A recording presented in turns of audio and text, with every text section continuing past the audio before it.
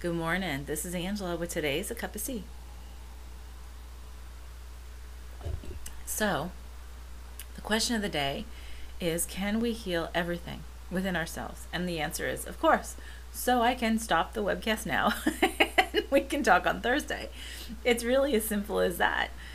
Even though we make it so complex, we've so disempowered ourselves in terms of the fact that we feel like we can't heal ourselves. We have to put it all on somebody else. We have to give it to a doctor. We have to give it to, chemicals or pills or whatever. When in essence, we actually have the power all within ourselves. We are the creator. We are the divine. We've created it. We can eliminate it just as easily. We just need to change that, learn how to change that reality.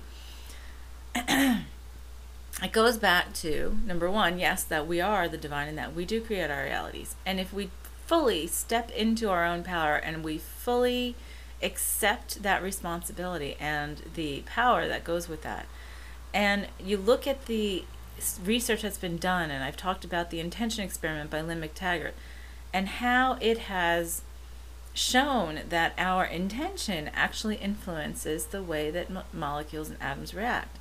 When we look at that, of course we can change anything. Of course we can heal anything within ourselves because we've created it.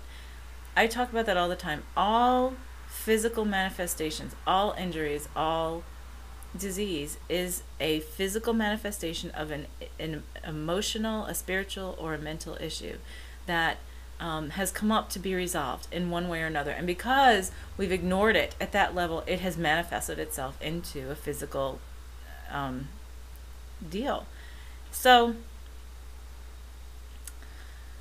and it's really funny that once you start looking at that, how obvious it is and how comical it can be. Because, so I have an example. There was a lady that I knew that she had been a client for my former business, and I hadn't seen her for probably a year to a year and a half. It was a while.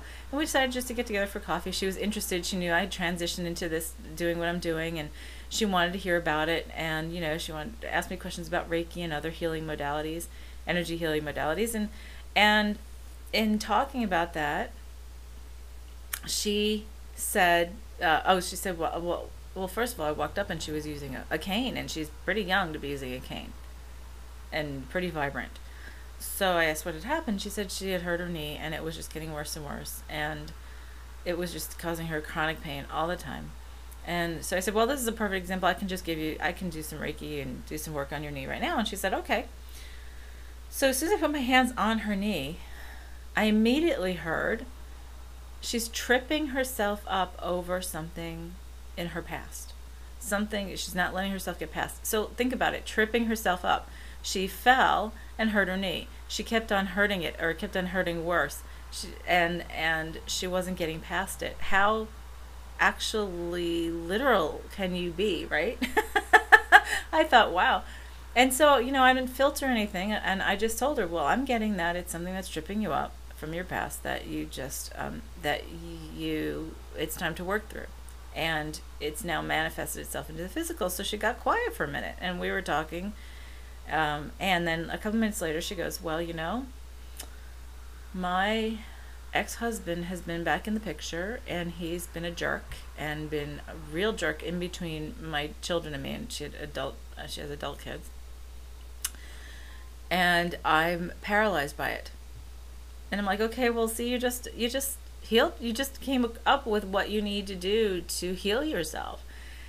And it's very literal. So many times, and allergies, there's such an overabundance of allergies today.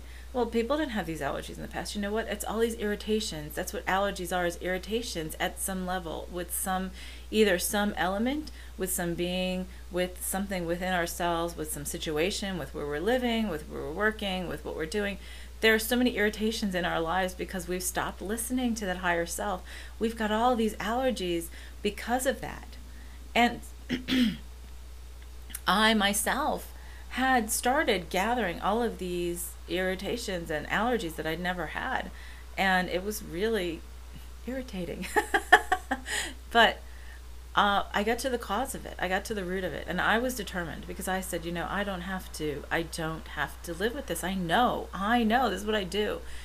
And I worked through it. And you know what? I don't get them anymore. There are things that I knew I was allergic to before I can touch with my bare hands, and I have no problems with it anymore.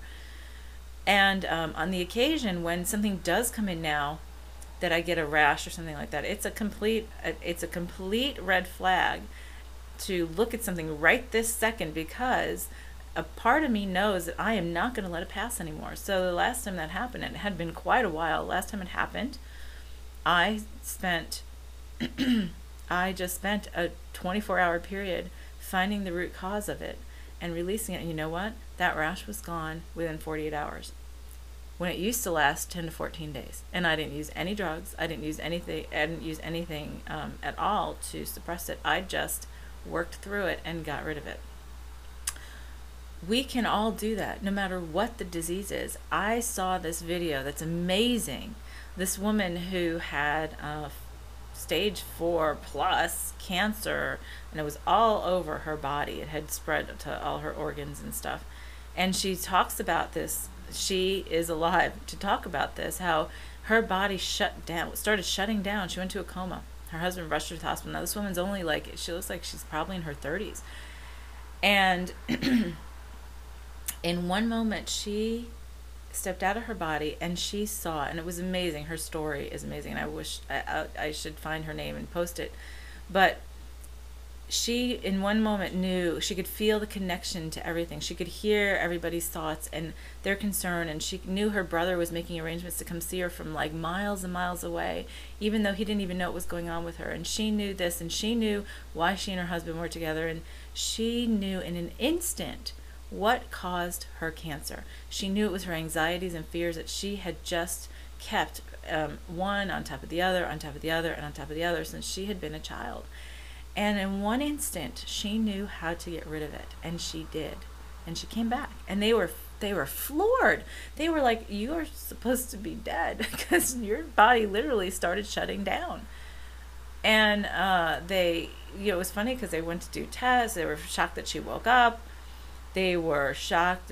They were going to go take tests, and she said, "Don't bother, it's gone." In 3 days, she left that hospital, and she was completely cancer-free. And she's still alive, and she talks about it today. And there are many more and more and more of these stories that are happening, because it's phenomenal that we're taking our power back. We are now tying back into the divine within us and remembering that we have the full power. We create it, we can eliminate it, we can change anything, because that is what we do. That's who we are. That's the beauty of all of this. So the first step is, what is causing this? What is within, first of all, how is it serving me? How is it serving you?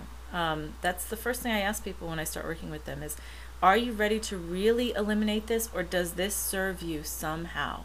In Eckhart Tolle's original book that made him a big name, I think it was called The Power of Now, and I think it was the early 2000s when it was really popular. He talked about the pain body, and how the pain body, we've so started identifying with this pain body that's become part of our identity. And so many people truly make an identity out of their disease. And so, in a way, it serves them, because that's part of their identity. It's what they've created. That's a big step, and the big first step is how to, with people, especially those who have a lot of chronic conditions, how is it serving you to have these?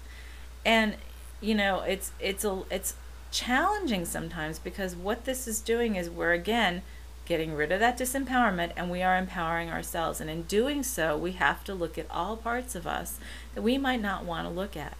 And we have to do it without judgment, because that's the key. There is no judgment except that which we give ourselves truly. So the first step is, how is this serving me? How do I feel like this is serving me? And am I ready to release that? Because that's the first step. And whenever I start working with somebody, that's what I always ask them. And if somebody's really ready to work on something, if they're truly ready to work on it, they usually will give me pause. They'll give that question pause and say, I don't know. I'll have to think about it. And if it makes them a little uncomfortable, that means that it is serving them at some level, that it's time for them to be ready to release that, and to know how it'll serve them to be without it. there are so many different levels and elements of this. So what in your life is chronic? What injury or disease do you have that you can look at the cause of? And this is everything. There are books and books and books out there on what beliefs, what issues, what resentments, rejections, regrets cause each disease and disorder within us. And so you can start with any one of those. You can just start with meditating on how it serves us, how it serves you, how you feel like it might relate to something that has been emotional or spiritual or mental with you. So on that, I'm going to let you go. Food for thought. And it's a lot to think of. It's a great time, though. So it's great that we can start working on this. So have a great day. We'll talk to you Thursday. This is Angela with a Cup of Tea.